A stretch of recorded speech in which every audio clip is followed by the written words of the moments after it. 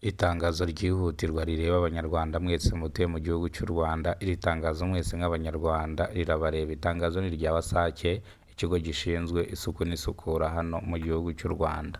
WASAC yatangaje ko iri kwagura imiyoboro y'amazi hano mu mujyi wa Kigali, mu turere dutatu tugize umujyi wa Kigali: Nyarugenge, Kicukiro ndetse na Gasabo. WASAC yongeye kwisegura ku bantu babuze amazi ku itariki 2 z'ukwezi kwa munani umwaka wa 2025. WASAC yagaragaje ko impamvu abaturage babuze amazi barimo bagura imiyoboro y'amazi kugira ngo amazi agere kuri bose hano mu gihugu cyacu cy'u Rwanda. WASAC yongera itangaza yuko hano mu mujyi wa Kigali ndetse no mu ntara zigize umujyi wa Kigali bivuze yuko amazi ari furutanka, amazi atazongera kubura hano mu mujyi wa Kigali bitewe nuko imiyoboro y'amazi bayaguye. Ubu ngubu amazi mu mujyi wa Kigali ni furutanka. Reka dukomereze ku itangazo rya polisi ikorera hano mu mujyi wa Kigali. Polisi yatangaje ko ibinyabiziga biri mu bwoko bw'amakamyo bizajya bikora mu masaha ya nimugoroba kubera isiganwa ry'amagare riri kubera hano mu gihugu cy'u Rwanda ku rwego rw'isi, aho iri siganwa rizamara icyumweru cyose. Rikaba ryaratangiye ku cyumweru rikaba rizanasozwa ejo ku cyumweru. Polisi yongeye gukangurira abashoferi, abamotari gukoresha umuhanda neza kugira ngo birinde impanuka zitateguwe zikunze kubera mu muhanda. Polisi yongeye gushimira abaturage bose bari kuri fanizi zone bari gufana amagare. Polisi yongeye gusaba abaturage bose kujya batangira amakuru ku gihe. Iyi ni incamake y'amakuru. Nimba ari bwo bwa mbere ugeze ko no muyoboro wa Kiza Samura TV Rwanda, kora subscribe, ufungura inzogera kugira ngo uzajye ubasha kubona amakuru mu gihugu cy'u Rwanda kandi yizewe. Reka amakuru yacu tuyatangire ku itangazo rya WASAC ryihutirwa rireba Abanyarwanda bose batuye mu gihugu cy'u Rwanda.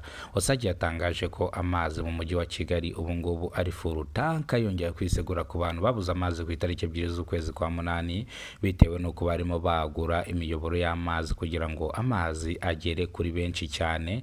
Ndetse yongeye gutangaza yuko ubu ngubu amazi nago azongera kubura ukundi hano mu mujyi wa Kigali, ariko mu gihe bari kwagura imiyoboro y'amazi, amazi azajya abura gakenya nk'iminota nka 30 amazi yongere agaruke. WASAC yongeye kwibutsa Abanyarwanda bose batari kwishyura amazi bakabatwarira konteri zabo ko bakwishyura bagasubizwa konteri zabo. Reka rero tugaruke ku itangazo rya polisi ikorera hano mu gihugu cy'u Rwanda mu turere dutatu tugize umujyi wa Kigali: Nyarugenge, Kicukiro ndetse na Gasabo. Polisi yatangaje ko ibinyabiziga biri mu bwoko bw'amakamyo bizajya bikora mu masaha ya nimugoroba bitewe nuko hano mu gihugu cyacu cy'u Rwanda hari kubera isiganwa ry'amagare ku rwego rw'isi.